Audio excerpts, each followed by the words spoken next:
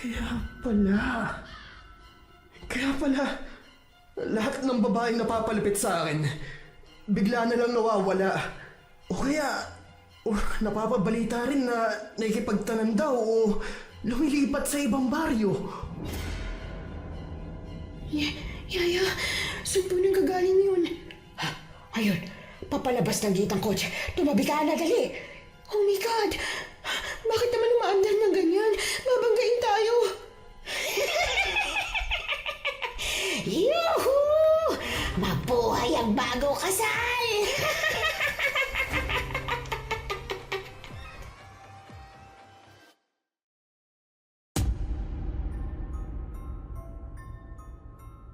Bilang isang anak mayaman na kagaya ko, masasabi kong kulang ako sa atensyon ng mga magulang.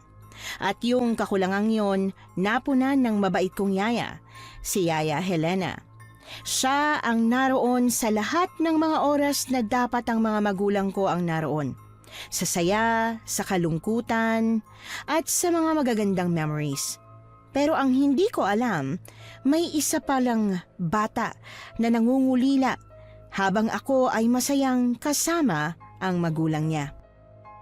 Ganyan po ang tema ng ating kwento ngayon. Pero bago ang lahat, kung bago ka pa lang dito sa channel, please like, subscribe, and hit the notification bell para updated kayo sa bawat kwentong ilalabas. May bago tayong storya 3 hanggang 4 na beses sa isang linggo. At ngayon, para sa tampok nating kwento.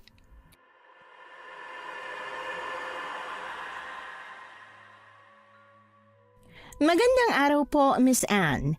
Ako nga po pala si Anastasia o tawagin niyo na lang po ako sa pangalang Ana. Anak po ako ng isang kilalang negosyante na sa ngayon ay nakakulong na. At sa kwento ko pong ito, ibabahagi ko kung paano akong napadpad sa isang iniiwasang baryo at kung anong kakaibang kababalaghan ang naranasan ko roon kasama ang yaya ko at ang anak niya. Anastasia, i-impake mo lang lahat ng mga importante mong gamit. Kailangan na natin umalis. Bakit po? Saan po tayo pupunta? Kailangan nating magtago at baka madamay ka sa gulo. Oh my God! Si Dad po ba? Makinig ka sa akin, Ana. Ang daddy mo, dinampot na ng mga pulis sa opisina niya. At kung hindi pa tayo aalis ngayon, siguradong pati ikaw kukunin nila para imbestigahan. Pero si Mami po, nasan siya? Di ba dapat siya ang kasama ko? Tumakas na ang mami mo. Hindi ko alam kung nasaan na siya. What? Hindi magagawa ng Mami ko yun. Oo, magagawa niya. Lalo na't may kabit siyang matagal nang naghihintay sa kanya. Yaya Helena, hindi po ganyan ang Mami ko. Alam kong nasasaktan ka sa ngayon, Ana. Pero ito ang katotohanan, anak. Nahuli na ang lahat ng illegal na negosyo ng tatay mo. At kung hindi ka pasasama sa akin para magpakalayo-layo, pati ikaw ay dadamay ng mga pulis. Baka isipin nilang kasabot ka ng daddy mo na alam ko namang hindi. Anak, 18 ka na. Ana, pwede ka nang makulong. Ano po ba kasing negosyo ni Daddy? Di ba nasa office lang naman siya? Yun din ang akala ko, Ana. Ang akala ko, matino ang daddy mo. Pero ang totoo, may mga underground business siya na ang sabi, kasama ang droga at kung ano-ano pang illegal na bagay. Oh my God, paano nagawa ni Daddy yun? Kahit nalilito pa sa lahat ng mga nangyayari, wala akong nagawa kundi ang sumama kay Yaya Helena. Kung may nag-iisang tao na pinagkakatiwalaan ko ng husto, siya po yun. Simula pa lang kasi noong 10 years old ako, siya na ang nag-aalaga sa akin at hanggang ngayong 18 na ako, siya pa rin. Siya ang kasama ko sa lahat ng mga nangyari sa buhay ko, sa mga masasayaman o malulungkot. Kahit noong unang heartbreak ko ay naroon din siya. Kaya naman nang sabihin niyang kailangan naming umalis para magtago, hindi na ako nagdalawang isip pa. Sumama na ako sa kanya.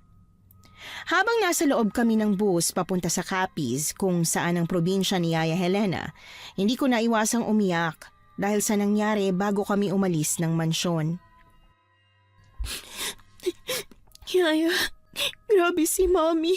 Bakit ganun siya? Hindi ako makapaniwala na pinili niya yung lalaking yun kesa sa akin na anak niya. Wala na tayong magagawa sa mami mo, Ana. Pero anak niya po ako, di ba? Oo, anak ka nga niya. At ang sabi mo po, hindi natitiis ng magulang ang anak. Pero bakit ganun si mami? Bakit natitiis niya ako? Ang totoo niyan, hindi ko rin talaga alam, Ana. Pasensya ka na. Pero kahit anong pilit kong intindihan ng mami mo, hindi ko talaga magawa. Hindi ko kailanman mauunawaan kung paano niya piniling iwan ka, lalo na ngayong kailangan mo siya. Pero Yaya, paano na po tayo ngayon? Kung nakulong na si Dad, sino magpapasahod sa inyo? Di wala na. Wala? Pero bakit mo pa ako sinama? At itatago mo pa ako? Paano kung mahanap nila tayo? Tapos ikaw madamay? Kung hindi kita tutulungan, sino tutulong sa'yo? May relatives naman po ako. At sa tingin mo ba tutulungan ka nila? Hindi ko rin po alam.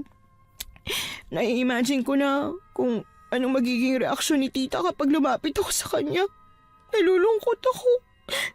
Ang daming kaibigan nila mami, pero kung si mami nga hindi ako tinulungan, paano pa kaya yung mga kaibigan niya? Ganon talaga, Iha. Minsan, may mga kaibigan na kasama lang talaga sa saya. Kapag naghihirap na, wala na. Sa ngayon, wag mo na munang masyadong intindihin ang mga nangyayari. Isipin mo na lang muna ang sarili mo kaysa sila.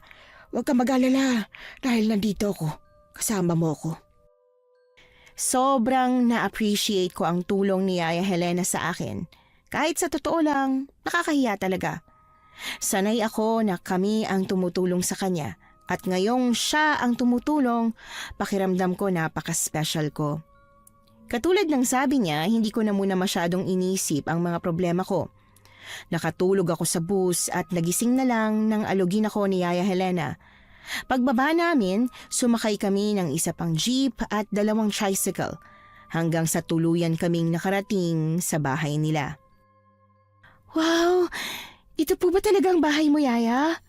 Oo, ito nga. Bakit napapawaw ka pa dyan? Wow! Kasi nagkasya kayo rito? Ang liit ng bahay mo. Nako, malaki pa nga ito kumpara sa bahay ng mga kapitbahay namin, no? May 3 kwarto pa yan sa loob. Ha? Talaga po? May kwarto? Parang kasing laki lang ng kwarto ko ang bahay niyo. Ikaw talaga, oh. Ganyan talaga dahil mahirap lang kami. At saka nga pala, wag mo na akong tatawagin Yaya simula ngayon, ha? Po, ano na pong tatawag ko sa'yo? Tawagin mo kung Tia Helena. At saka, hindi natin ipapaalam na yaya mo ko sa Maynila. Ang ipapakilala ko sa'yo, pamangkin ko. Pamangkin po? Pero bakit? Abay, syempre. Baka mamaya malaman nila na ikaw yan. Di ba nagtatago ka nga? Ay, kabayo! Biglang bumukas ang pinto. Wala pong maniniwala na kamag-anak natin yan. Tisay na tisay habang tayo kayo manggi ang balat. Ano ka ba, Gardo? May pinsan naman akong tisay, ano? Masyado ka sa lahi natin. Yaya Helena? Sino po ba siya? Siya. Anak ko nga pala, si Gardo. Gardo, si Anastasia. Pero tawagin mo na lang siyang Ana. Siya ang anak ng amo ko. Hello, Gardo. Nice to meet you. Ito pala yung batang iyakin na dahilan kung bakit hindi mo ko inuuwian dati? Shh! Gardo! Ano ka ba naman? Ana, pagpasensyahan mo ng anak ko, ha? Tayo na sa loob, Gardo. Kunin mo na yung mga gamit namin. Sige na, Unay. Ito na po. Teka lang nga. Bakit po ba nandito yung tisay na yan sa atin? Nagpapanggap pang pinsan ko. Ipapaliwanag ko sa iyo mamaya. Basta tulungan mo na muna kami rito. Kahit hanggang dito talaga, perwisyo. Anong sabi mo? Ay, wala siyang sinabi, Ana. Ano ka ba? Hayaan mo na siya. Ganyan lang talaga ang anak ko na yan, masungit. Kaya hindi nagkaka-girlfriend eh. Imbis na sumagot pa, naiinis na kinuha ni Gardo ang mga bagahe namin ni Yaya Helena. Ramdam kong may matinding galit siya sa akin sa paraan kung paano niya ako tingnan. Pero imbis na mainis ako sa kanya, ewan ko ba, nakukyutan talaga ako sa kanya. Ang cute niyang mainis, ang sarap kurutin. Kung hindi lang siya anak ni Yaya Helena, talagang papatulan ko siya. Pagpasok namin sa loob ng bahay nila, bumungad kaagad ang amoy ng panggatong na kahoy. Pagkatapos ay naroon na agad ang sala. Makikita rin ang papuntang kusina at dalawang magkatapat na pinto. Maliit lang talaga ang bahay nila na medyo nakakapanibago dahil sanay ako sa maluwag na paligid.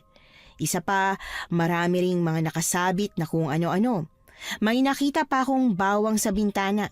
Bagay na talagang nakapagtataka para sa akin. Halika na, pasok ka. Dito ang magiging kwarto mo ha. Nay! Teka lang, Nay. Bakit mo siya papapasukin sa kwarto ko? Doon ka na muna sa isang kwarto. Aalisin mo mga gamit doon. Pero Nay, napakaraming gamit doon na hindi mo pinapatapon. Saan ko naman ilalagay yung mga yun? Ay basta't gawa mo ng paraan. Sa ngayon, si Ana muna ang gagamit ng kwarto mo. Hindi nga po pwede. Kung gusto niya, doon na muna siya sa kwarto mo. Lilinisin ko na muna yung bakanting kwarto. Basta wag lang sa kwarto ko. Eh bakit ba? Ano ba tinatago mo sa kwarto mo tayo mong doon siya? Di naman magtatagal si Ana eh. Kahit isang araw pa yan, basta hindi pwede. Teka nga, ano bang tinatago mo sa kwarto mo? Titingnan ko nga. Nay, wala nga po, Nay. Wag po kayong papasok dyan. Ano yun? Bakit ang daming posters ng mga... Nay, hindi po pwede. Diyos ko, Gardo. Alisin mo ang mga poster na yun sa dingding mo ha. Ana, sige na. Doon ka na lang muna sa kwarto ko. Ay naku, ang mga lalaki talaga. Nanay naman kasi, normal lang naman yun sa mga lalaki. Normal naman yakis. Hindi, Nay, hindi po manyakis, idol ko yun. Dalawa lang yan. Kung hindi mo pinagpapantasyahan, pinapantasya mong maging ikaw yung babae. Bading po, Yaya? Oo, pero wag ka nang mayanak. Tatanggapin naman kita kahit bakla ka. Naku, hindi ako bakla. Ay sus, di manyakis ka kung ganon. Ay, naku, bahala na nga po kayo kung anong gusto nyong isipin. Hoy, teka, saan ka pupunta? Ayusin ko po yung bakanting kwarto. Yaya, nagalit po yata yung anak niyo. Ay, ayaw mo siyang magalit. Palagi namang galit yan. Pero bakla po ba talaga siya? Kasi ang dami niya pong posters ng mga babae sa kwarto niya. Ang sexy po. Hindi ko alam. Pero kung ano man siya, matatanggap ko pa rin naman siya. Sayang, gwapo pa naman po yung anak niyo para maging bakla. Gwapo ba yung para sa'yo? Naku, mukha ngang tukmol. Kamukhang kamukha ng tatay niya. Kaya tuloy kahit matagal na kami hiwalay hanggang ngayon, nakikita ko pa rin ang siraulong yun. Ay, sa katauhan pa mismo ng anak ko. Grabe naman po kayo. Hindi niyo na po ba mahal si Gardo? Abay, ano ka ba? Mahal na mahal ko yung anak ko, no? Minsan lang talaga hindi ko maiwasang mainis. Kasi kamukhang kamukha siya ng tatay niya eh. Kung maging bakla siya, mas mabuti. Para kahit papaano, hindi ko palagi naaalala yung tatay niya. Nanahimik na lang ako imbis na sagutin pa si Yaya Helena. Mukha kasing malalim ang galit niya sa tatay ni Gardo at ayokong ipaalala pa sa kanya kung ano man ang nararamdaman niya. Maliit lang ang kwarto ni Yaya Helena. Ang totoo, hindi nga kami kasya sa papag niya dahil pang isang tao lang naman yon. Kaya nagpresenta ako na sa lapag na lang matutulog. Naku, kaya mo bang humiga sa sahig? Malamok dyan. Yaya, kaya ko naman pong mag-adjust. Bahay mo po to. Ikaw dapat ang nakahiga sa papag. Bahay ko nga ito at komportable ako rito. Hindi ka kaya mo. Sigurado ako na mahihirapan ka. Trust me, kaya ko mag-adapt kahit na ano pang sitwasyon. Talaga lang ha. O siya, sige. Diyan ka na sa lapag. Pero kung hindi mo kaya, huwag kang mahiyang magsabi sa akin ha. Kayang-kaya ko po. Wag po kayong mag-alala. By the way, Yaya, napansin ko na maraming nakasabit na kung ano-ano dito sa bahay niyo. Katulad na lang ng bawang na yan sa bintana. Bakit po may ganyan? Yan ba? Proteksyon yan dito sa bahay namin. Protection? Mula saan? Sa mga masasamang nilalang. Bakit hindi pa rin lang ilagay mo dyan para mas protektado kayo? Sa tingin mo ba, pwedeng magmay-ari ng baril lahat ng tao tulad ng daddy mo? Ay, oo nga pala. Bakit hindi na lang kutsilyo? Mas epektibo pa yung bawang kaysa sa kutsilyo, Ana. Ay, maniwala ka sa akin. Naku, huwag ka nang tanong ng tanong at hindi mo maiintindihan ang patakaran dito sa probinsya. Ang mabuti pa, magpahinga ka na muna, ha? Malayong naging biyahe natin eh. Huwag mo na munang intindihin yung mga nakasabit-sabit dito sa bahay namin. Sinang-ayunan ko na lang si Yaya Helena dahil sa totoo lang, pagod na nga talaga ako. Maraming nangyari sa nagdaang linggo, bagay na talagang nakakapagod. At dahil nga sa matinding pagod na nararamdaman ko, nakatulog kaagad ako kahit hindi komportable ang higaan ko sa sahig. Hindi pa sana ako magigising kung hindi ko lang naramdaman na parang may kumating parte ng hita ko. Kinamot ko yon at hindi na sana papansinin pero sunod-sunod ang pagkati hanggang sa ma-realize ko na hindi lang pala pangangati ang problema. May kumakagat pala talaga sa bahaging yon ng hita ko. Aray ko!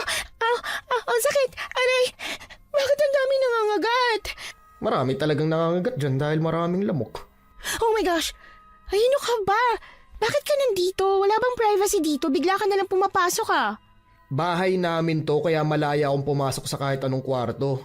Pinagigising ka na ni nanay para makasabay ka sa amin sa hapunan. Pwede bang kahit kumato ka na lang muna sa susunod? Di sige, susubukan ko. Bumaon ka na dyan, nagugutom na ako. Di papayag si nanay na maunang kumain eh. Gusto niya sabay-sabay. Ito na nga kakamutin ko na lang itong mga kinagat ng lamok. May Vicks si nanay dito sa aparador eh. Teka, hanapan kita. Anong Vicks? Yun ang ipahid mo sa mga kagat.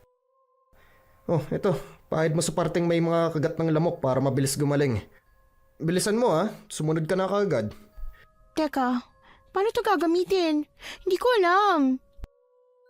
Imbis na sagutin ako, lumabas na siya kaagad at isinara ang pinto.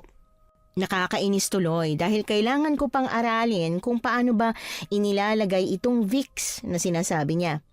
Nahirapan pa akong buksan dahil akala ko pinipihit, inaangat lang pala. Kaagad na nanood ang menthol na amoy ng Vicks sa ilong ko at ang sarap sa pakiramdam amuyin.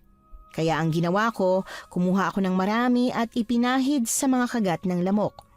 Noong una, nararamdaman ko ang lamig na medyo nagpapawala ng kati, pero hindi sapat para maalis yung pangangati, kaya mas dinamihan ko pa. At nang masatisfy na ako, saka lang ako lumabas para magtungo sa sala kung saan kasalukuyang naghahain si Yaya Helena.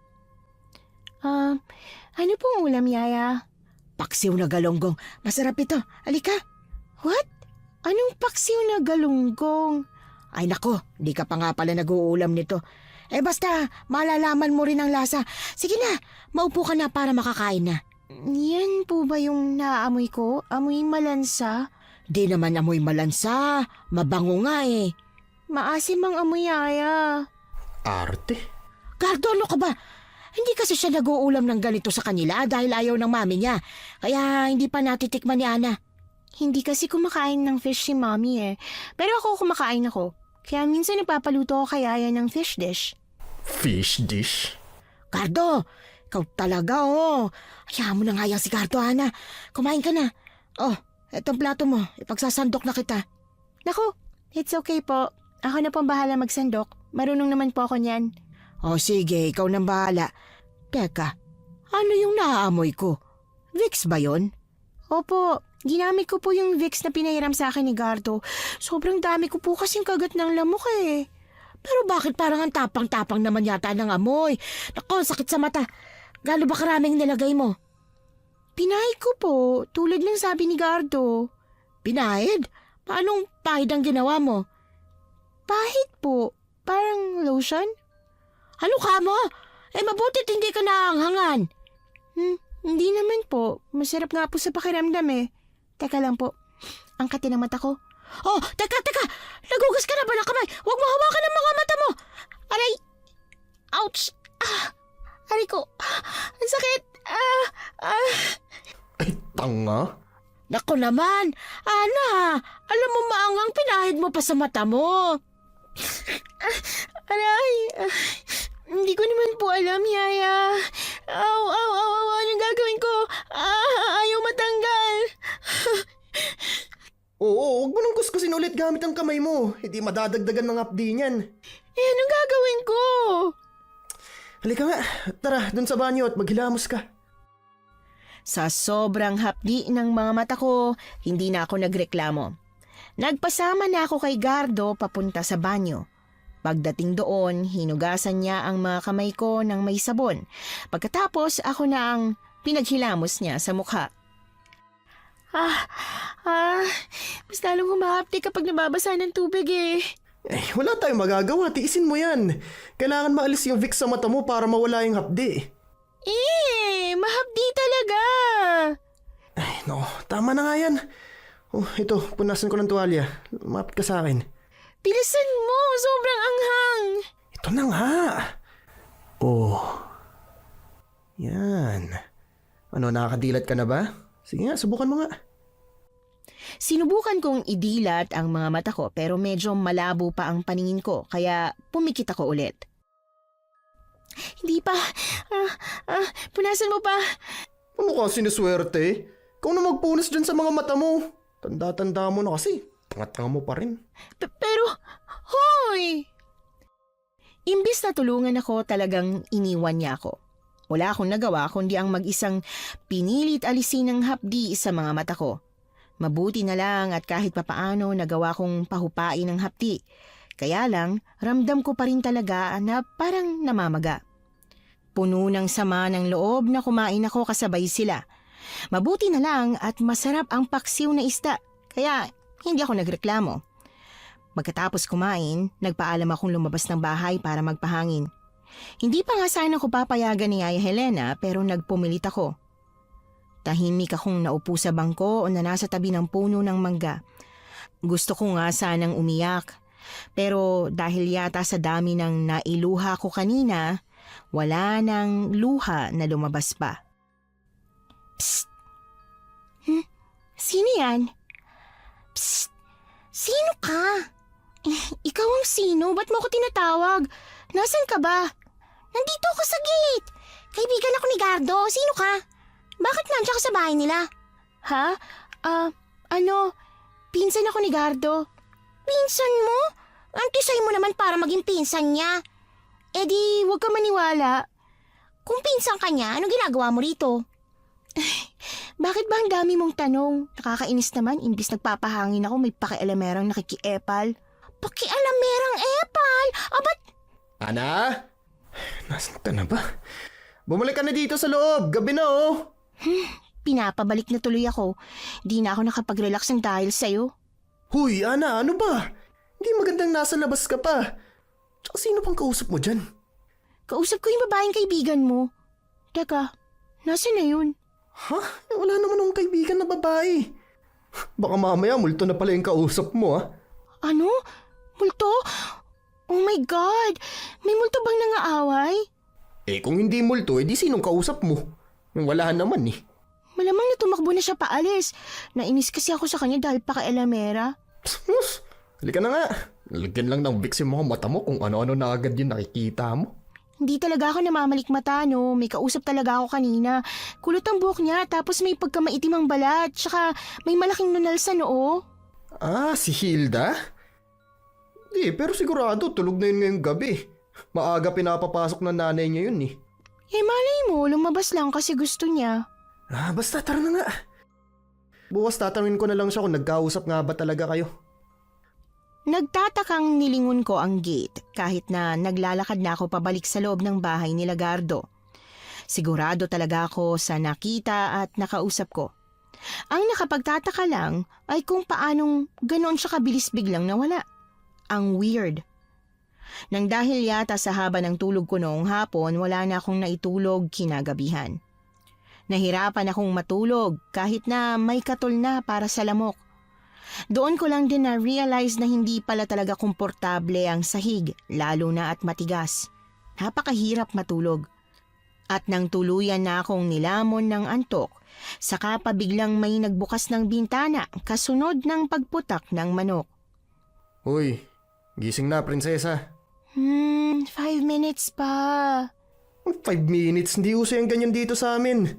Buhawan ka ng maaga, marami pa tayong kailangan gawin. Ano ba kasing gagawin? Kakatulog ko lang eh. Ha? Anong kakatulog mo lang? Maaga ka nga natulog kagabi. Nahirapan akong makatulog kaya please, hayaan mo na akong matulog ulit. Hoy, huwag mo namang abusuhin yung ginagawa ni nanay para sa'yo. Alam mo, sinabi niya nga sa akin kung bakit ka nandito eh. Kung tutusin, delikado pa nga na tinatago ka niya. Tapos ganyan lang ang gagawin mo? Tatamad-tamad ka? Sige na nga, babangon na. Ano ba kasing kailangan kong gawin? Marami. Papasok ako sa eskwelahan kaya kailangan mong maglinis dito. Nasaan ba si Yaya Helena? Ayun, naghahanap siya ng bagong trabaho. Dahil nga wala siyang trabaho, di ba? Kawawa naman si Yaya. Sinabi mo pa. Baka nga mapilitan pa akong huminto sa pag-aaral dahil sa nangyari.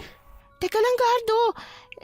Okay, kung ganun, sabihin mo sa akin lahat ng mga kailangan kong gawin. Huwag kang mag-alala. Nilista ko na lahat ng kailangan mong gawin. Kahit inaantok pa, pinilit kong bumangon para makatulong tulad ng sinabi sa akin ni Gardo. Binigyan niya ako ng listahan ng mga gagawin at karamihan talaga sa mga yon ay hindi ko alam kung paano. Ang alam ko lang yata magwalis, hindi pa sigurado kung maayos. Itong pagluluto, hindi mo na kailangan gawin yan dahil nagawa na yan ni nanay kanina bago siya umalis. Pero lahat to, kailangan mo matapos yan ngayong araw. Parang ang dami naman yata nito. Ganyan talaga karaming ginagawa rito sa bahay namin. O siya, sige na, halis na ako. Ayusin mo lahat yan, ha? Teka, ano tong nakalagay dito na maglilinis ng kulungan ng manok? Paano ko gagawin yun? Basta linisin mo lang. Dali lang yan. Napakamot na lang ako ng ulo habang iniisip kung paano ko magagawa ang lahat ng mga nakalista sa papel na ibinigay sa akin ni Gardo. Napakarami nito at isang araw lang? Talaga bang ginagawa nila ito araw-araw? Imbis na pag-isipan pa kung paano gagawin, kumilos na lang ako. Sa loob ng bahay, nagwalis ako tulad ng nakalagay sa listahan. Maliban sa kwarto ni Gardo, lahat winalisan ko. Hindi ko sigurado kung malinis na ba yon, pero pwede na siguro. Kinuha ko rin yung labahan ni Yaya Helena at Gardo para malabhan na. Hindi ako marunong maglaba ng malalaking damit pero marunong naman akong maglaba ng underwear kaya sa tingin ko pareho lang naman siguro yon. Paglabas ng bahay, winalis ko na muna yung mga tuyong dahon sa harap ng bahay nila. Ilang kapitbahay ang dumaan sa harap ng gate at nagtanong kung sino ako. Medyo nakakahiya na nga eh, pero wala akong magawa kundi sagutin sila dahil ayoko namang isipin nila na bastos ako.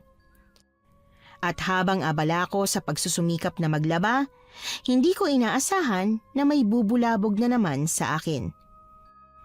Psst! Tisay! Naglalaba ka ba? Ano ginagawa mo? Nag-aaksaya ka lang ng sabong panlaba eh. Bakit ba nangingialam ka? Tsaka, multo ka ba? Bigla-bigla ka na lang sumusulpot. Hindi ako multo, no? Sadyang hindi lang ako nakita ni Gardo kagabi kasi umalis na ako. Bakit ka biglang umalis kung magkaibigan pala kayo ni Gardo? Siguro ex-girlfriend ka niya, no? Stalker ka ba? Hindi, no. Hindi ako stalker. At hindi ko siya ex-boyfriend, excuse me. Ayoko lang talaga magpakita sa kanya kagabi. Di kung ganun. Huwag mo na ako storbohin dahil marami pa akong gagawin. Kailangan mo ba ng tulong? Tutulungan na kita. Hindi na kailangan, no. Kayang-kaya ko na to. Kaya mo, talaga ha? Di ka nga marunong magkusot. Ha? Paano ba? Papasukin mo na muna kaya ako para matulungan kita kung paano. Ha? Ayoko nga. Hindi naman kita kilala, no, para papasukin sa bahay nila. Hindi ko naman sigurado kung talagang kaibigan ka ni Gardo. Baka sinasabi mo lang yon, pero magnanakaw ka pala. Ako?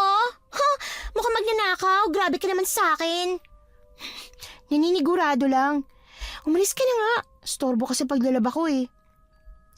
Hindi na sumagot pa yung babaeng intrimidida. Kaya nagpatuloy na lang ako sa paglalaba. Pero nang iangat ko ang susunod na lalabahan ko, halos lumuwa ang mga mata ko nang makitang brief ang hawak ko. Halos mapatalon ako sa gulat. Bakit may kasamang brief itong pinapalaba sa akin? Hindi ba siya dapat ang maglaban nito? Anastasia! Ano ginagawa mo? Ay, kabayo! Oh my God! Yaya Helena! Kinulat niyo naman po ako! Ano Ano ginagawa mo? Bakit naglalaba ka dyan at hawak mo pa ang brief ni Gardo? Hindi ko nga po alam kung bakit may brief dito eh. Pinalaba lang po sa akin ni Gardo ang mga to. Pinalaba sa'yo? Talaga? Opo. Ang sabi niya po kasi sa akin, kailangan ko raw gawin to dahil walang gagawa. Pumasok daw po siya sa school at ikaw naman naghahanap ka ng trabaho. Lintik talaga tong batang to. Akin na yan. Pinagtitripan ka ni Gardo. Hinahayaan mo lang. Pinagtitripan?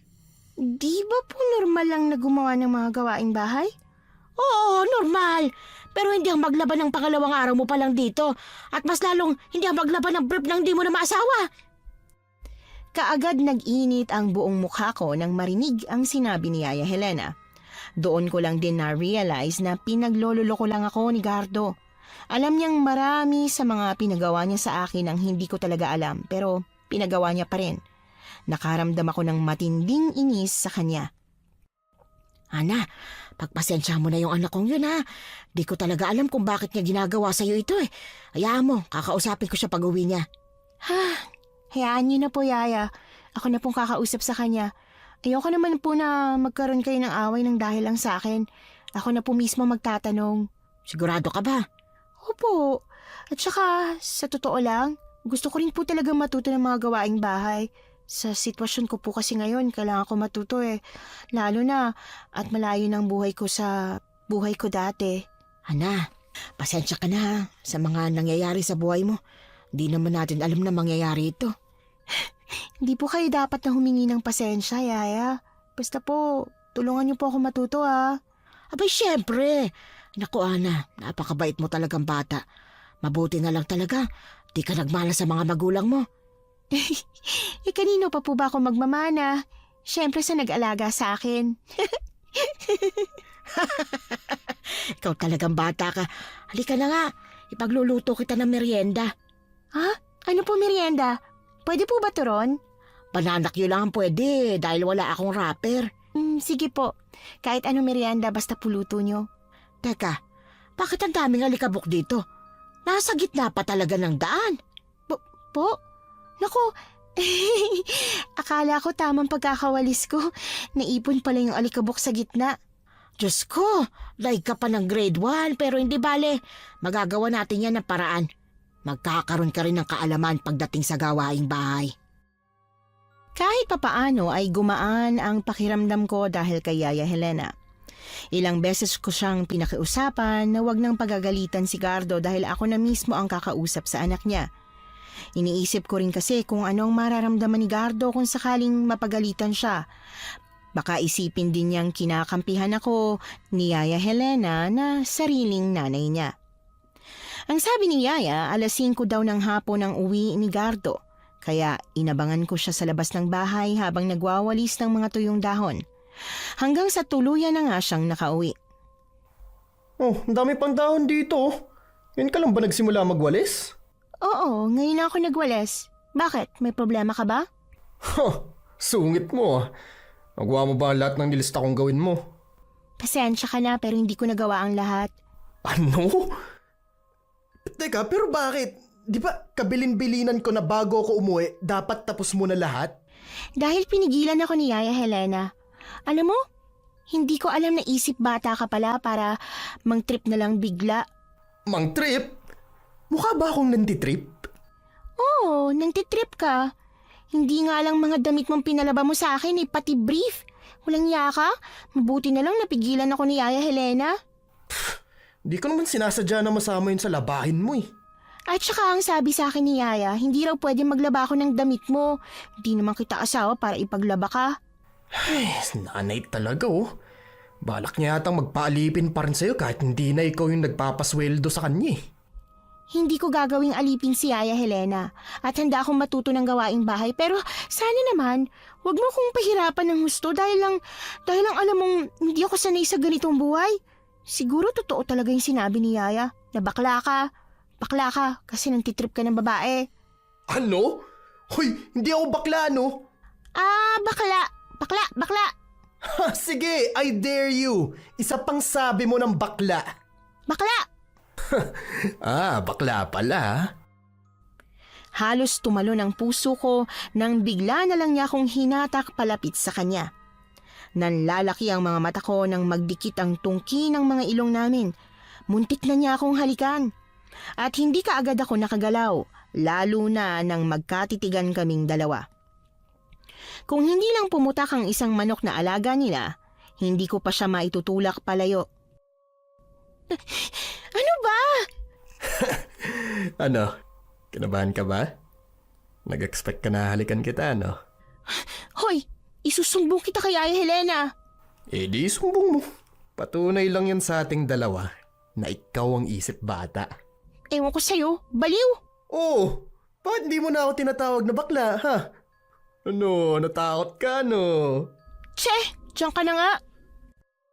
Imbis na makipagtalo pa sa kanya, dire-diretso akong pumasok sa loob ng bahay. Nanlalamig ang buong katawan ko sa sobrang kaba. Hindi ako makapaniwala na gagawin niya yon sa akin. Nakakainis siya. Napakaisip bata.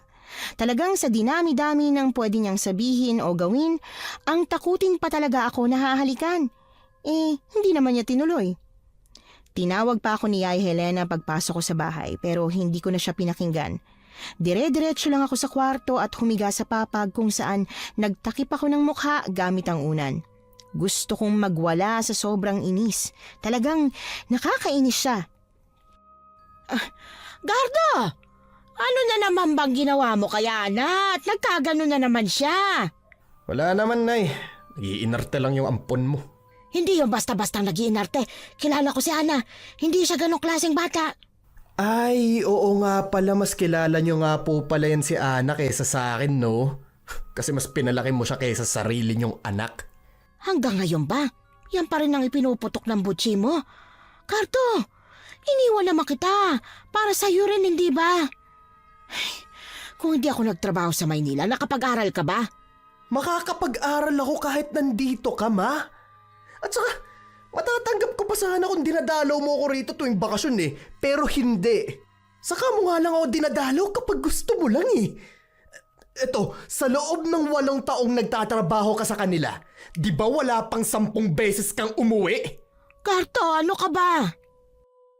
Ipinikit ko ng mariin ang mga mata ko at pilit na tinakpan ang mga tenga para hindi ko sana marinig pa ang pagtatalo nilang dalawa. Pero kahit anong pilit ko, naririnig ko pa rin talaga. Ramdam ko yung bigat ng pangungulila ni Gardo kay Yaya Helena. Napakasakit. Habang ako lumaking kasama si Yaya Helena sa lahat ng masasaya at malulungkot na pangyayari ng buhay ko, may isang tao palang naghihintay sa pag-uwi niya. At nakokonsensya ko. Pakiramdam ko, ninakaw ko ang mga oras na dapat ay para kay Gardo. Hindi ko alam kung paano ako nakatulog noong gabing yon. Basta nagising na lang ako na umaga na at naaamoy ko na ang mabangong amoy ng ginigisang bawang. Kaagad akong bumangon at nagsimulang magligpit ng higaan. Nakalimutan ko pang bumaba sa papag kaya malamang na sa sahig na tulog si Yaya Helena. Magandang umaga po, Yaya Helena. Oh, gising ka na pala. Ang aga mong nagising ngayon na. Opo. Maaga rin po kasi ako nakatulog kagabi, di ba po? Siya nga po pala. Saan po kayo natulog kagabi? Sa sahig. Nakita ko kasi na masarap ng tulog mo kaya hindi na kita ginising. Pero malamok po doon, Yaya. Ayos lang, ano ka ba? Sanay na ako sa sahig. Tsaka nagsindi ako ng katol kaya walang lamok. Yaya, iniisip ko po kasi, ano po kaya kung bumalik na lang ako sa Maynila at subukang kumontak sa mga pulis? Kasi alam ko naman po na wala akong maling ginawa Hindi naman po siguro nila ako ikukulong. Pero kanino ka titira? Sino makakasama mo ron? Kakausapin ko po si tita. Baka naman po mapakiusapan. Nako, wala akong tiwala sa tita mong yon. Itinulak ka nga nun sa swimming pool di ba? Nung 12 anyos ka lang. Dahil may nasabi ka hindi maganda. Nako, Hana, wag muna. Makikibalita ako sa Maynila sa susunod na linggo. At kapag nakita ko na may pagbabago, sasamahan kita. Naku, Yaya, wag na po. Nakakaya na po masyado. Ay sus, bakit ka naman mahihiya? Dahil ba kay Gardo? Naku, hayaan mo siya. Masyado lang madrama yung batang yon. Sa tingin ko po kasi hindi naman siya nagdadrama. Totoo naman po lahat ng mga sinabi niya Nahawa po ako sa kanya. Sabik siya sa pagmamahal ng isang ina na binuhos niyo po sa akin. Ay, Diyos ko ka namang bata ka, oh. O siya, sige. Pag-usapan natin sa susunod. Sa ngayon, tulungan mo na lang muna ako maghain ng pagkain, ha? Tapos gisingin mo na rin si Gardo dahil papasok pa siya sa eskwelahan. Talaga pong pag-uusapan natin sa susunod? Oo, basta makinig ka na muna sa akin. Hindi porke 18 ka na. Hindi mo na ako kailangan, ha? Hindi mo na kailangan ng gabay na mas nakatatanda sa'yo. Ako ang nag-aalaga sa'yo, kaya pakinggan mo ako. Pag-usapan natin yan sa susunod. Sige po. Sa totoo lang, gustong-gusto ko na talagang umalis sa bahay ni Yaya Helena. Mas lalo kasi talaga akong nailang na tumira, lalo na nang marinig ko ang mga sinabi ni Gardo. Pero dahil si Yaya Helena ang nag-aalaga sa akin, wala rin akong pera at hindi ako pwedeng basta na lang umalis. Nanatili na lang muna ako nang walang imik kapag nasa paligid si Gardo. Pagkalipas ng ilang linggo, unti-unti na rin akong nasasanay sa mga gawaing bahay. Naroong nasunugan ako ng sinaing, napaso sa pinipritong isda. Napatakas ko pa ng hindi sinasadya ang manok at kung ano-ano pa. Pero lahat ng yon, tiniis ko. Hindi rin naman nagreklamo si Yaya Helena, maging si Gardo ay hindi na rin ako kinakausap. Hanggang sa isang araw, habang abala ako sa pagpapakain ng manok, muling nagpakita sa akin yung kaibigan daw ni Gardo. Hindi kayo magpinsan ni Gardo, no? Magano kayo? May gusto ka ba sa kanya? Ang tagal mong di nagpakita dito ah. Ay, namiss mo ba ako? Kung nandito ka na naman para mangulit, sorry pero hindi mo ako makukulit. Busy ako sa mga gutom na manok. Hindi mo pa sinasagot ang tanong ko, oy. Di nga kayo magpinsan ni Gardo, no? Kung hindi nga kami magpinsan, ano naman? Bakit ba big deal sa'yo yun? Dahil ayoko may kahati kay Gardo. Akin lang siya. Eh di sa'yo na, saksak mo sa baga mo. Kunwari ka pa. Eh gusto mo rin naman siya. Ewan ko sa'yo, paniwalaan mo kung anong gusto mong paniwalaan. Kailangan mong mawala, Ana. Hindi pwedeng dalawa tayo. Pwede bang umalis ka na? Akala ko ba magkaibigan lang kay ni Gardo? May lihim ka palang pagtingin sa kanya.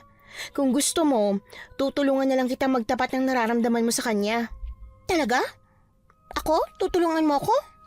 Oo, para mapatunayan ko sa yung hindi mo ako kaagaw kay Gardo. Sige. Eh, kung ganon, pakibigay to sa kanya. Ano yan? Regalo ko. At pakisabi na rin sa kanya na pumunta sa tagpuan namin, ha? Sige, ako nang bahala magbigay nito sa kanya. Pagkatanggap ko ng sinasabi niyang regalo, umalis na kaagad siya ng walang paalam. Nagkibit-balikat na lang ako at saka nagpatuloy sa pagpapakain ng mga manok. Sa totoo lang, hindi ko alam kung paano ko ba iaabot ito kay Gardo gayong hindi naman kami okay.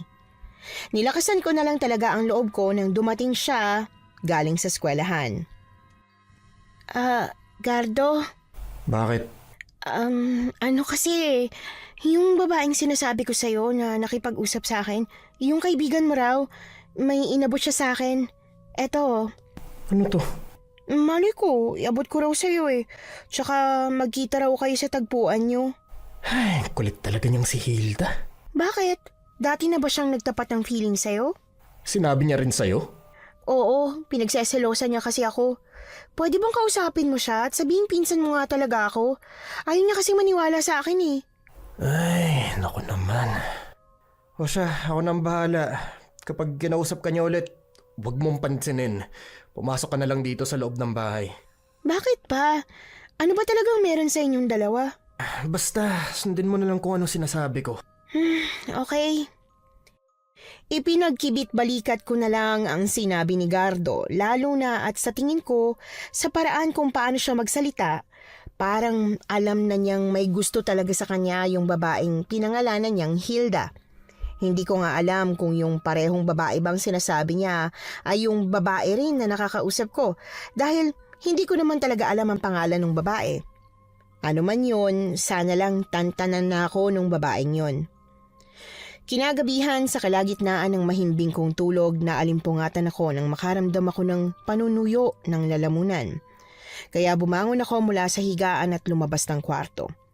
Saktong paglabas ko ng kwarto, ay siya namang pagsara ng pinto palabas ng bahay.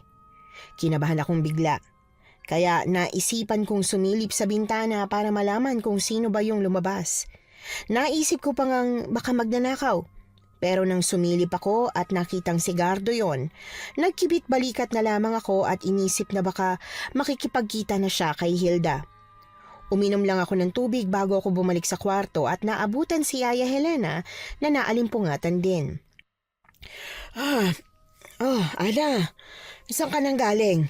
Uminom lang po ako ng tubig, Yaya. Akala ko kung saan ka na nagpunte. Narinig ko kasi bumukas at sumara yung pinto palabas ng bahay. Po, paano niyo po nalaman na sa labas ng bahay yung nagbukas na pinto? Abay, syempre. Kabisado ko ng tunog ng bawat pinto dito sa bahay ko, ano? Ang galing niyo naman po. Samantalang ako, hindi ko nakabisado yung tunog nung sa bahay namin. Kung ganoon, bakit nga bumukas yung pinto? Lalabas ka ba dapat? Opo, kaso nakakatakot na sa labas kasi sobrang dilim na po kaya hindi na po ako tumuloy. Bakit ka lalabas? Gabing-gabi na. Wala po, magpapahangin lang sana. Yaya, may itatanong nga po pala ako. Tungkol saan naman? Meron po kasing babae na nakikipag-usap sa akin dyan sa labas ng bahay niyo po.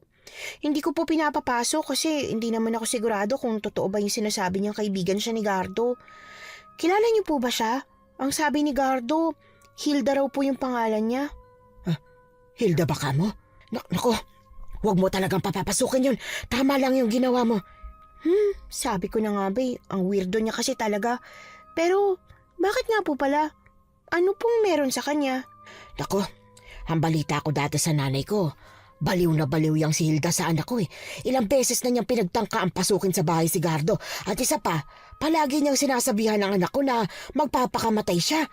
Kung hindi lang din magiging sila. Aba, grabe naman po.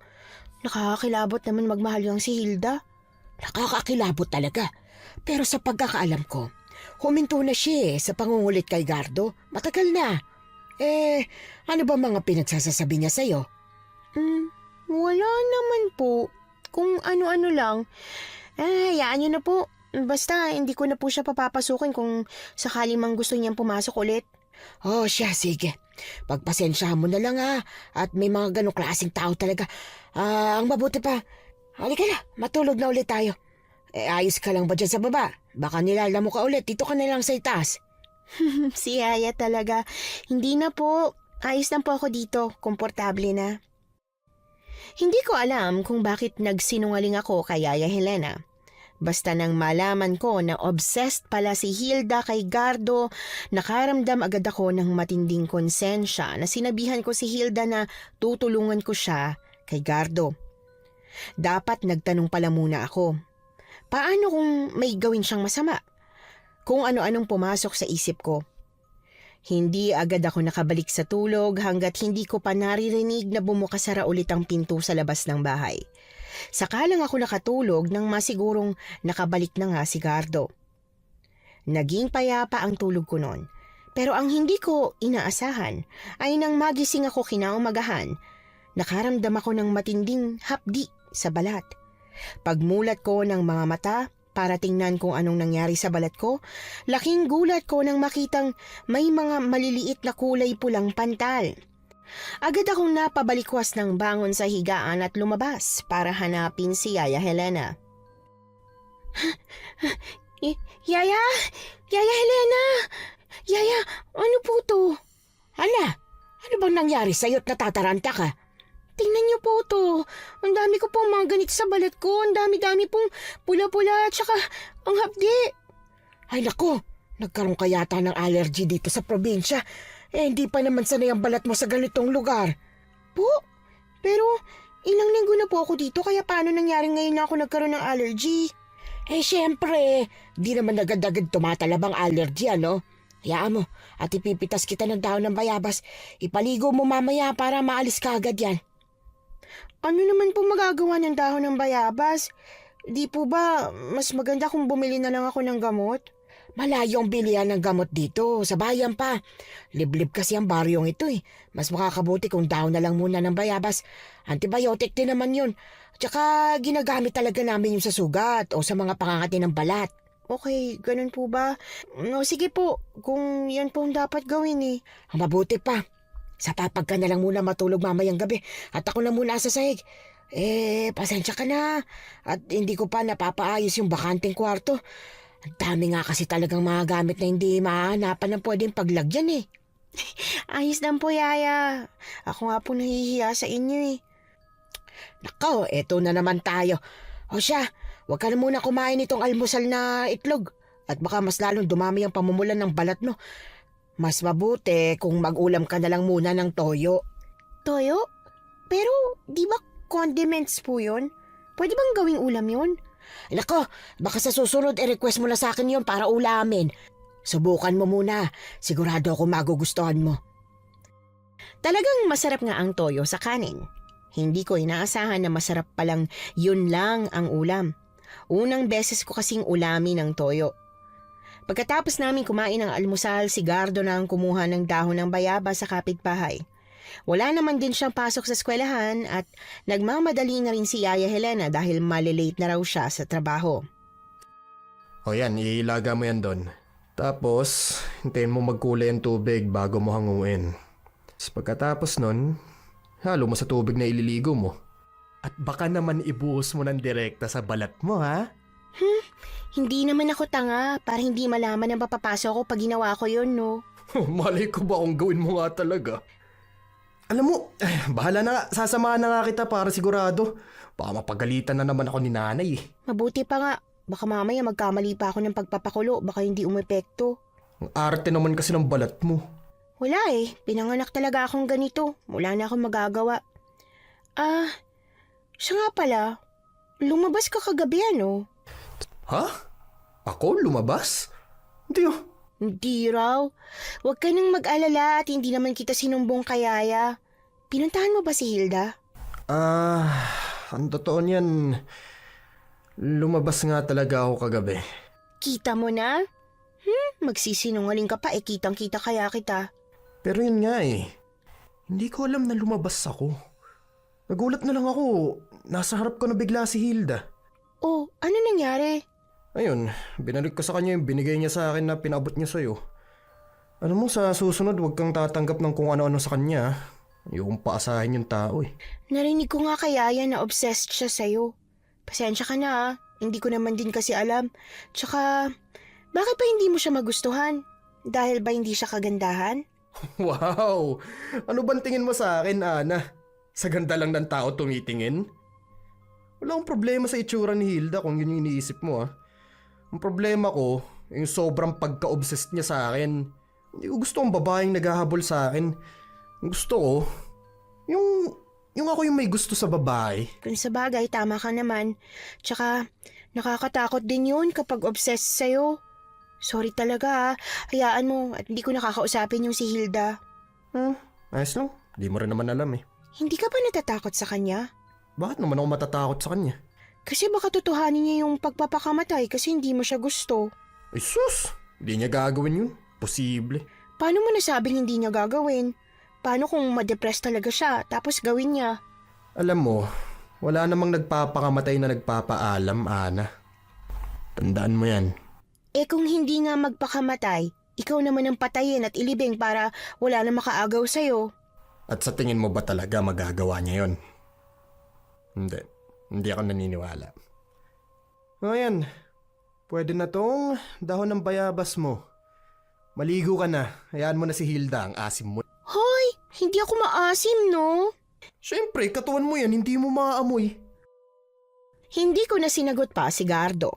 Sa halip ay pumasok na ako sa banyo bit-bit ang pinakulong dahon ng bayabas. Binuhos ko yon sa timbang may tubig bago ko isinara ang pinto para makaligo na.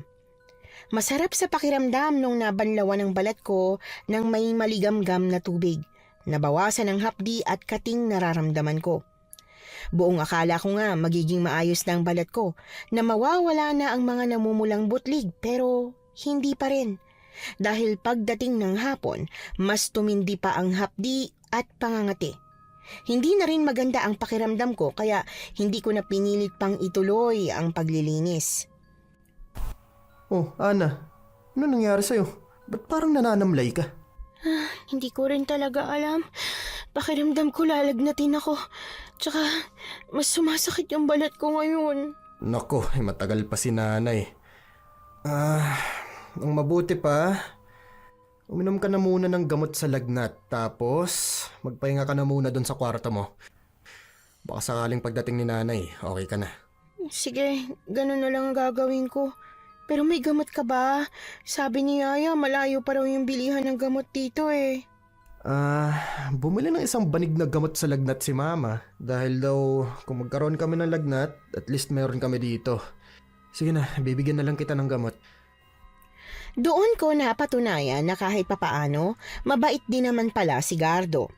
Ipinagluto niya pa nga ako ng lugaw bago ko pinainom ng gamot. Inasahan kong maayos na ang pakiramdam ko pagkagising ko, pero nagulat ako nang pagising ko ay nanginginig ang aking buong katawan. Pagkapa ko sa braso ko, mas lumala ang mga butlig na nasa balat ko. Kahit nahihirapan, bumangon ako mula sa papag at lumabas ng kwarto. Pero walang tao, kahit si Gardo ay wala ron. At dahil sa tindi ng hilong nararamdaman ko, naupo na lang ako sa upuan para maghintay sa kanila. Nagising na lang ako nang maramdaman kong may tumatapik na sa pisngi ko. Ana! Ay Diyos ko, inaapoy siya ng lagnat, Gardo. At napakarami na rin niyang pantal sa katawan. Hindi ba nagbanlaw na siya ng pinakulong dahon ng bayabas? Opo, Nay.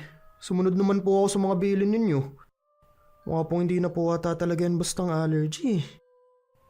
Kung isugod na po kaya natin sa ospital. Malayo ang ospital dito sa atin. Ang pwede natin gawin ngayon, tawasin siya. Marunong po ba kayo nun? Kung dalhin na lang po kaya natin siya kay Lola. Ano ka ba? Marunong ako magtawas at may konting kaalaman din naman ako sa panggagamot, ano?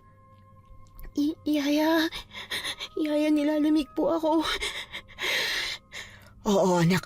Akong bahala sa'yo. Gagamutin kita. O sige na, Gardo. Kumuha ka na ng kandila at saka maliit na palanggana. Tatawasin ko na siya para malaman natin kung paano siyang gagamutin. Hindi ko maintindihan kung anong pinag-uusapan ni Yaya Helena at Gardo.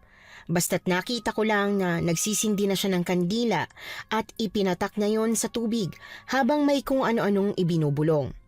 Pagkatapos ay hinilot niya ang ulo ko pati na rin ang tiyan ko gamit ang langis na amoy luya. Yaya, ano pong ginagawa niyo? Bukas ko ipapaliwanag sa'yo, Ana. Basta't magpahinga ka na lang muna, ha? Bukas na bukas gagaling ka na rin. Walang niyang gumawa niyan sa'yo. Anong akala niya? Maiisahan niya ako? Nay, sino naman kayang gagawa niyan sa kanya? Wala naman siyang ibang kakilala dito sa baryo natin eh. Yan nga ang iniisip ko, Gardo. Sinong gagawa nito sa alaga ko samantalang dayo lang naman siya rito? Yun ang huling narinig ko bago ko tuluyang nakatulog ng mahimbing. Naalimpungatan na lang ako nang biglang pumasok sa isip ko yung sakit na nararamdaman ko kagabi. Nang magmulat ako ng mga mata, milagrong wala na yung mga butlig na nasa balat ko. Hindi ko na rin nararamdaman ang bigat ng pakiramdam at sakit sa ulo. Saktong pagbangon ko ng higaan, bumukas naman ang pinto at pumasok si Yaya Helena na may dalang isang mangkok ng lugaw at tubig sa baso. Ay, gising ka na pala. Gigisingin pa lang sana kita eh. Kumusta na pakiramdam mo? Ayos na po ako, Yaya. Ano po bang nangyari? Hindi po ako ganito kung magkasakit eh. Kumain ka na muna. Para kahit papano naman magkaroon ng laman ng tiyan mo. Kagabi ka pa hindi kumakain dahil dire-diretso ang tulog mo.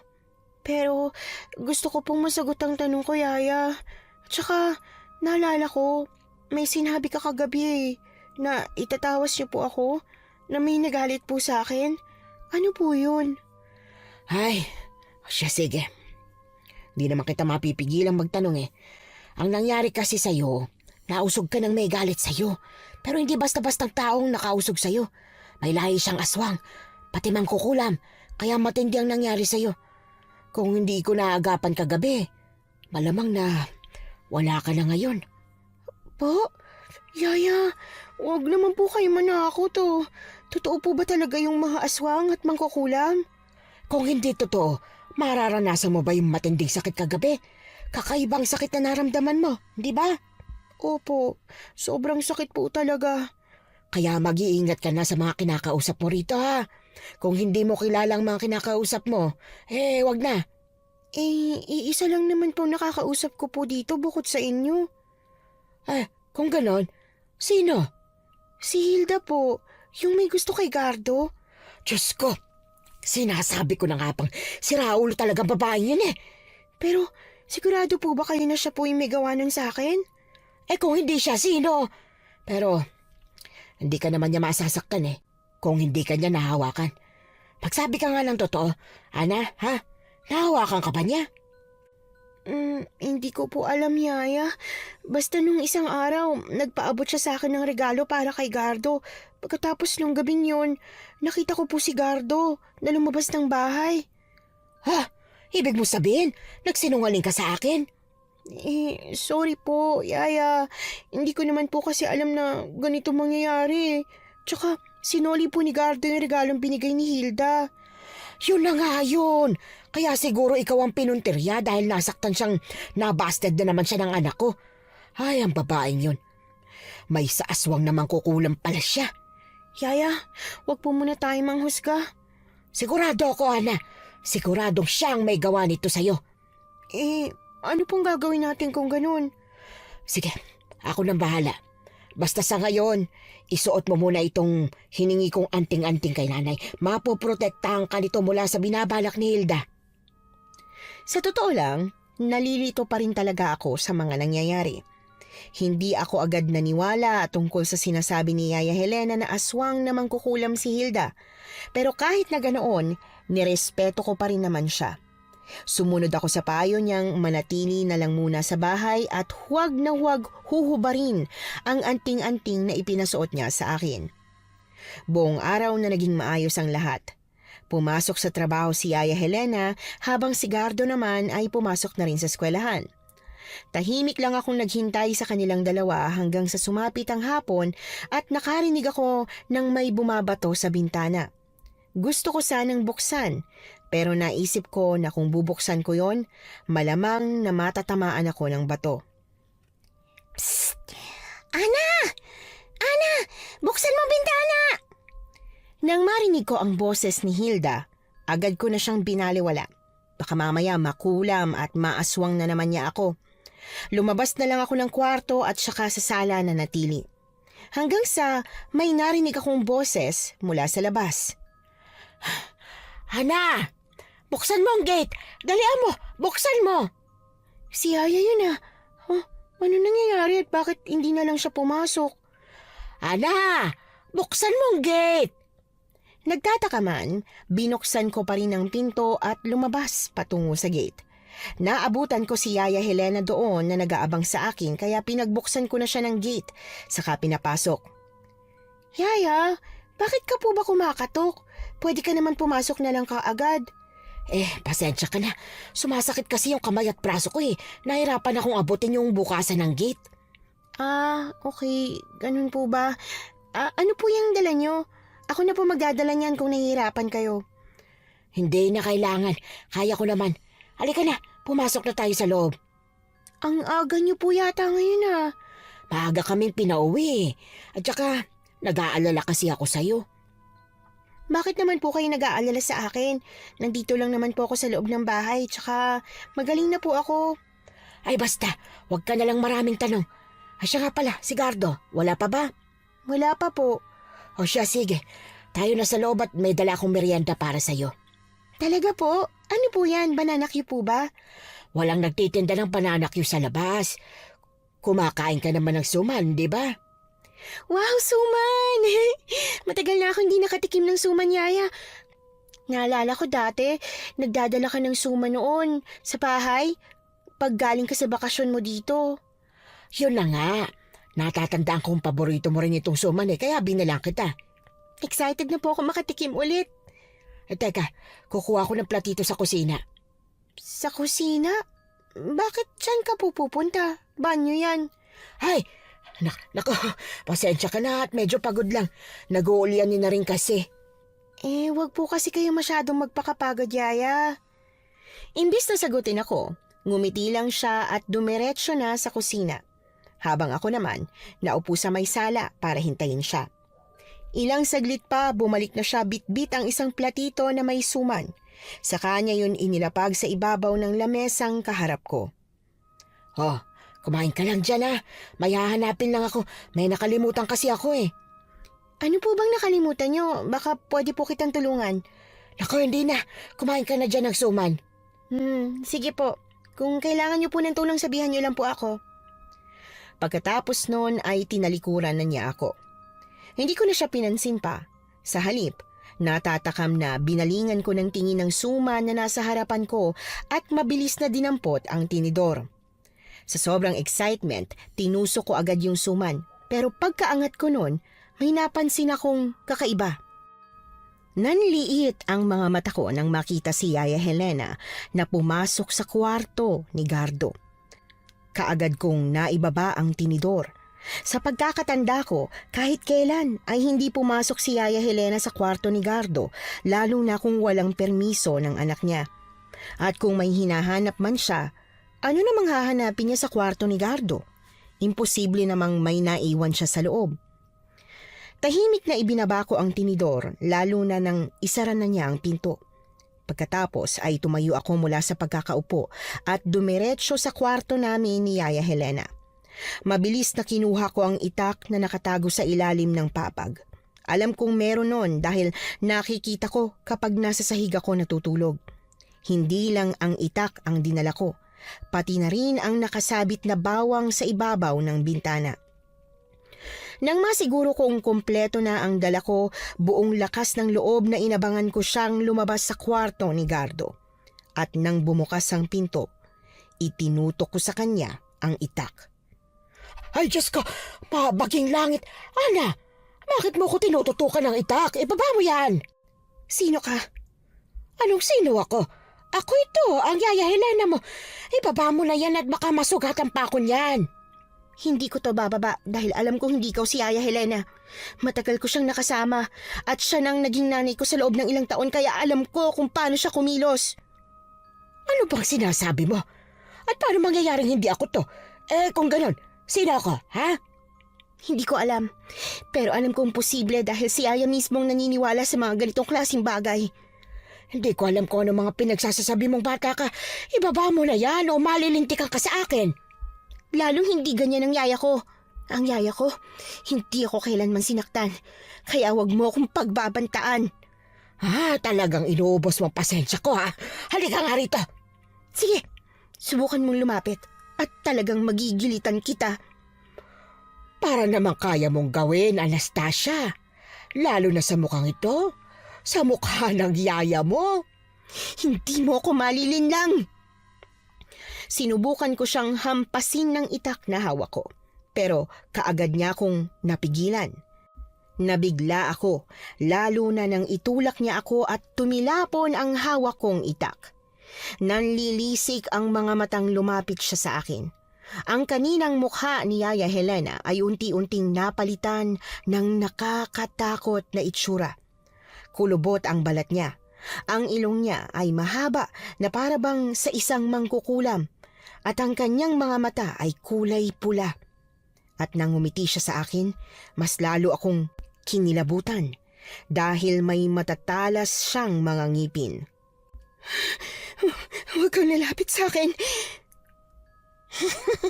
Ikaw ang may gusto nito.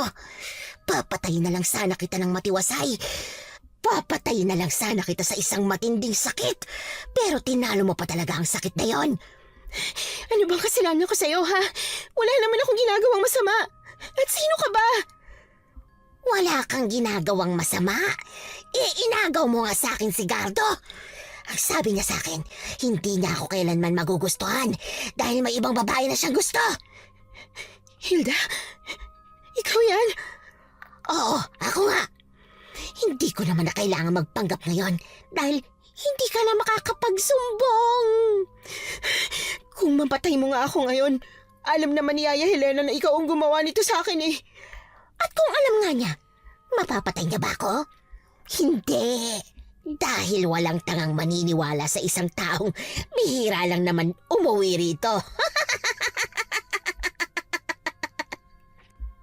Alam mo, kahit patayin mo man ako, hindi ka naman talaga magugustuhan ni Gardo. Alam mo kung bakit, ha? Dahil ang sama ng ugali mo. Hindi niya talaga ako magugustuhan hanggat may magagandang babaeng katulad mo. Kakainin kita at kukunin ko ang ganda mo, Ana. At wala ka nang magagawa. Pikit matang hinarang ko na lang ang mga kamay ko sa mukha ko nang sumugod siya sa akin. Nang nakalmot niya ang mga braso ko, napahiyaw ako sa matinding sakit. Pero kagaya ko, tila nasaktan din siya. Kaya agad akong nagdilat ng mga mata. Nakita kong umuusok ang mga kamay niyang ginamit niya para kalmutin ako. Napaisip ako bigla at naalala ang bawang na nasa bulsa ko. Kahit nasasaktan dahil sa hapdi ng pagkakakalmot niya sa akin, nagawa kong kunin ang bawang. Idinikit ko yon sa mukha niya na kaagad umusok. Napahiyaw siya sa sakit, pero hindi siya nagpadaig. Sinampal niya ako kaya nabitiwan ko ang bawang. Napaiyak na lang ako sa sobrang sakit ng pagkakasampal niya. Sigaw ako ng sigaw.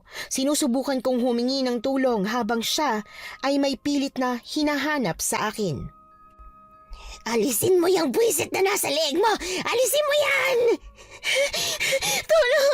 Tulungan niyo po ako! Saklolo! Huwag kang malikot! Aalisin ko yung buwisit na anting-anting na yan! Ito palang kinatatakutan mo? Ito ba? Nang matuklasan ko kung ano yung hinahanap niya at pilit na pinaalis, kaagad kong kinuha yon sa liig ko at itinutok sa mukha niya. Tila nasilaw siya sa takot at mabilis na lumayo mula sa akin. Nagmamadaling bumangon ako at lumapit sa kanya para idikit pa ang anting-anting, pero para siyang takot na takot doon. Sa takot niya, napasigaw siya ng malakas. Binuksan ang bintana at mabilis na tumalon palabas. Nang hihingi napaupo ako ulit. Umiyak ako ng umiyak. Akala ko talaga katapusan ko na. Akala ko talaga mamamatay na ako. Akala ko mamamatay akong kinakain ng isang baliw na aswang. Habang iyak ako ng iyak, biglang bumukas ang pinto at pumasok ang hinihingal at mukhang tarantang-taranta na si Gardo. Ana? Ano nangyari? Narinig kitang humihingi ng tulong ah. Si Hilda, aswang siya, Gardo, at gusto niya akong patayin. Ano? Kasalanan ko to. Gusto niya akong patayin dahil sa'yo. Gardo, bakit magalit na galit siya sa akin? Wala naman tayong relasyon. Kasalanan ko to. Ay, hindi ko sana sinabi yun sa kanya. Tanga-tanga ko! Ano? Bakit? Ano bang sinabi mo sa kanya? Sinabi kong may gusto ko sa'yo, Ana. Kaya siguro ganun na lang ang galit niya sa'yo dahil akala niya ikaw ang kaagaw niya. Baliw ka pala eh. Bakit mo sinabi yun? Hindi ko naman kasi alam na aswang siya eh. Hindi ko alam na aabot sa gantong Kaya pala, lahat ng babaeng napapalapit sa akin, bigla na lang nawawala. O kaya, napapabalita rin na nakikipagtanan daw o lumilipat sa ibang baryo. Ano? Hindi ba kayo nagtataka? Hindi. Dahil may kapangyarihan ng tatay ni Hilda. Mayaman ang pamilya nila at kaya nilang magbayad ng tao para lang mapatahimik. Hindi ko alam na ganito ang mangyayari. Pasensya, sorry. Hindi ko talaga alam. Ano bang nakita sa'yo ni Hilda? Diyos ko. Ako ang tatapos nito, Ana. Huwag kang mag-alala. At hindi ka na masasaktan ulit ni Hilda. Teka, saan ka pupunta? Gardo, ano ka ba? Huwag kang magpadalos-dalos, Gardo! Akong kailangan niya eh. Kaya ako rin ang tatapos sa problemang to. Gardo! Saglit lang! Gardo! Sinubukan kong habulin si Gardo sa labas. Pero huli na dahil ang bilis niyang tumakbo habang ako naman ay nahihirapan pang maglakad dahil sa sakit ng katawan. Nataranta ko lalo pa at alam kong hindi basta-basta si Hilda. Natatakot din ako sa magiging reaksyon ni Yaya Helena. Unti-unti nang dumidilim at ilang saglit pa dumating na nga si Yaya. Nakangiti pa siyang pumasok ng gate pero nang makita niya ako, agad na dumantay ang kaba sa kanyang mga mata. Ana, ano nangyari? Yaya, si Gardo po umalis.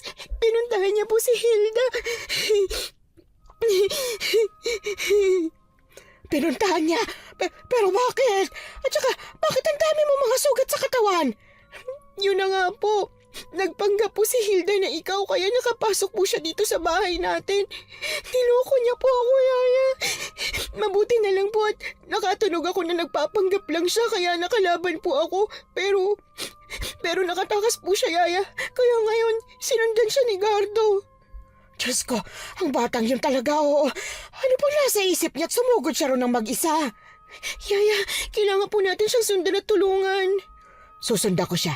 Dito ka lang. Hindi po, Yaya. Sasama po ako. Hindi po ako papaig na hindi ako kasama. Kung ganun, pumasok tayo sa loob ng bahay at kumuha ng pwede nating ipanlaban sa kanya. Bilisan mo! Nagmamadali kaming naghanda. Kumuha si Yaya Helena ng maraming bawang at asin, saka nagbitbit ng buntot pagi na ipinahawak niya sa akin. Pero bago yon, sinabi ko na muna kay Yaya Helena na pumasok si Hilda sa kwarto ni Gardo kaya hindi kami agad umalis. Pumasok na muna kami sa loob ng kwarto ni Gardo.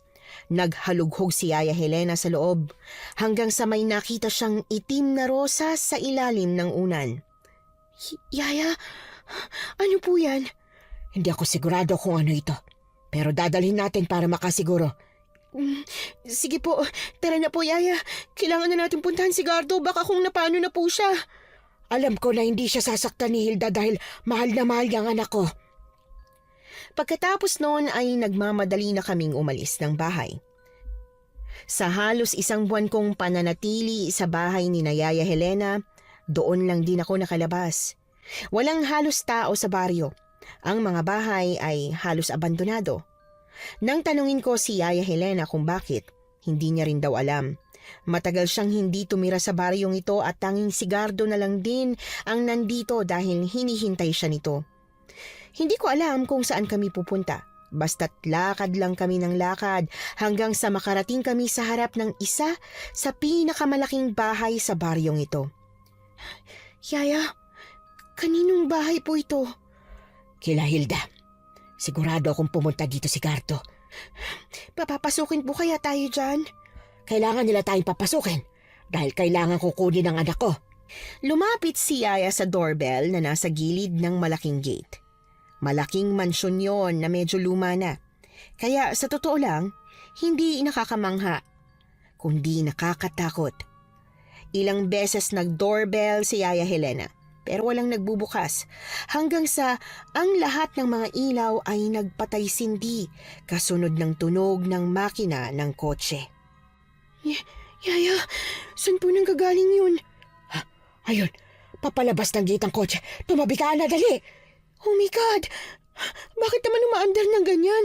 Babanggain tayo! Yuhu! Mabuhay ang bago kasal!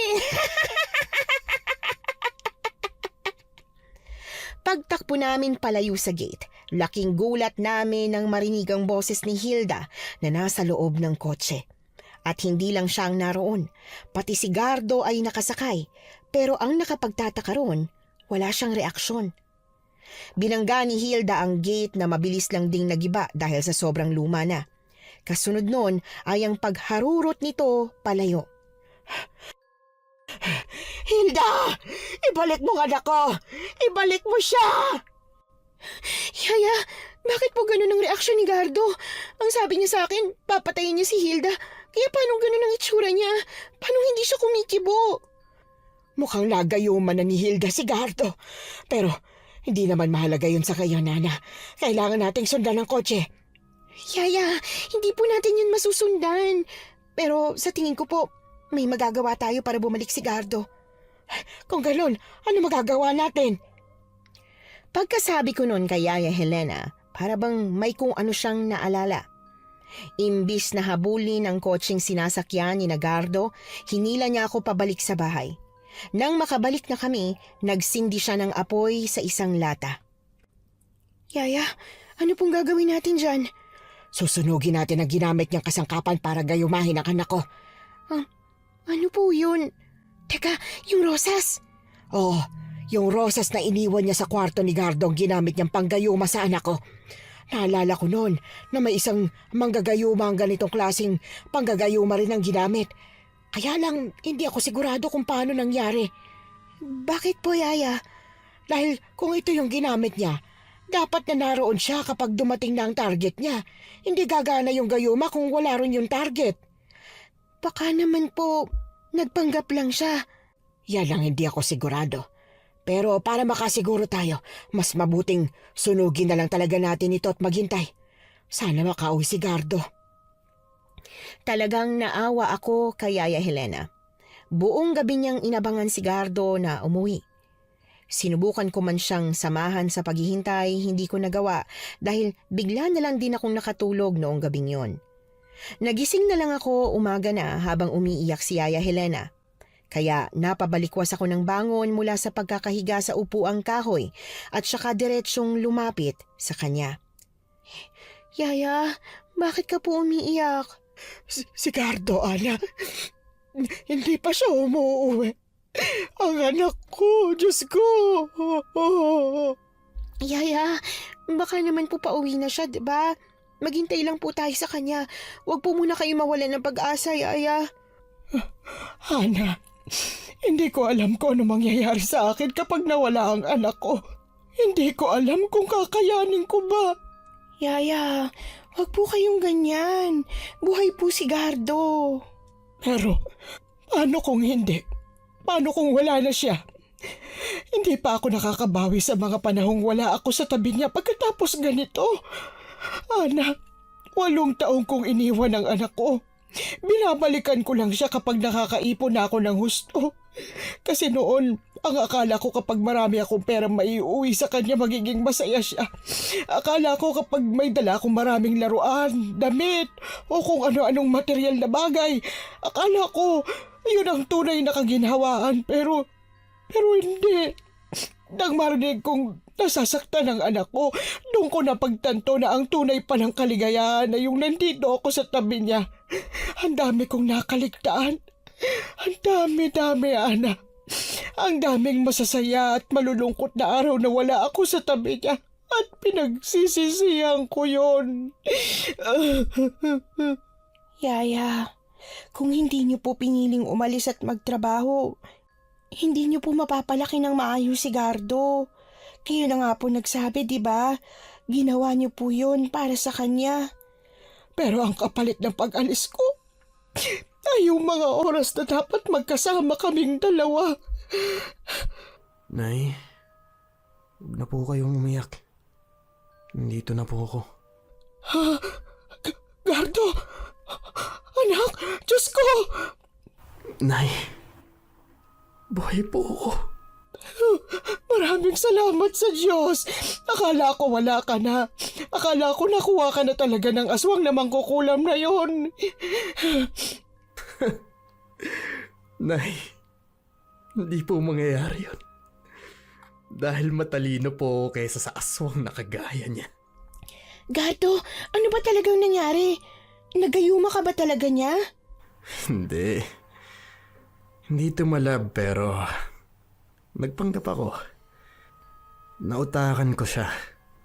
At yun ang ikinamatay niya. Nanay Helena, alam ko pong matagal nang may kababalaghan ng baryo nating to pero hindi pa rin ako umalis. Hindi po ako umaalis dahil dito po ang mga masasayang araw na magkasama tayo eh. Pero nay, yung magkasama na po tayo ulit. At ngayon palagi na tayong magkasama. Siguro naman po, ito na ang tamang panahon para sumunod tayo kila Lola sa kabilang baryo. Kasama ba ako? Alangan. Siyempre sasama ka dahil pamilya ka na namin, di ba? Hindi ko kailanman inakala na magiging pamilya ang turing sa akin ni Gardo. Matapos ang lahat ng nangyaring yon, lumipat kami sa kabilang baryo kung saan naroon ang nanay ni Yaya Helena. Pagkatapos ay naging maayos na ang turing sa akin ni Gardo. Alam kong nahirapan siya dahil noong una ay galit siya sa akin dahil pakiramdam niya talaga inagaw ko sa kanya si Yaya Helena, pero nagawa niya pa rin akong patawarin. Nakwento niya rin sa amin kung ano talaga ang tunay na nangyari sa baryong yon, pati na rin kay Hilda. Simula noong lumipat daw sina Hilda sa baryo nila, nagsimula ng unti-unting maubos ang mga tao. Ramdam ng lola ni Gardo na may kakaiba, kaya siya lumipat. Pero nanatili si Gardo dahil nga ayaw niyang iwan ang bahay. Hindi niya naman akalain na aswang pala ang umuubo sa mga tao doon. Hindi pala dahil gustong lumipat o pumunta sa Maynila. Hanggang ngayon, ilang taon na po ang nakalipas, talagang nakalimutan na ako ng mga magulang ko. At Miss Anne, naging tunay na pamilya ko na po pala si Yaya Helena. Naging nanay ko po siya nang maging mag-asawa kami ni Gardo.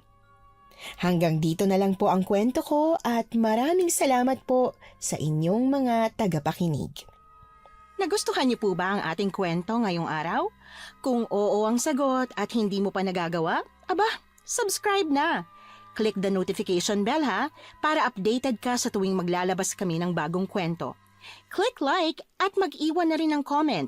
Masayang-masaya ako tuwing nagbabasa ng messages mula sa inyo. At kung may sarili kayong karanasan na gusto nyong ibahagi sa amin, email lang sa missanhorrorstories@gmail.com. Dire-diretso lang, missanhorrorstories@gmail.com. Malay nyo, sa susunod, yung kwento na ninyo ang binabasa namin para sa ating mga tagapakinig. Hanggang dito na lamang muna, at muli po, ito po ang inyong si Miss Anne. Nagpapasalamat sa inyong patuloy na pagmamahal at pagsuporta.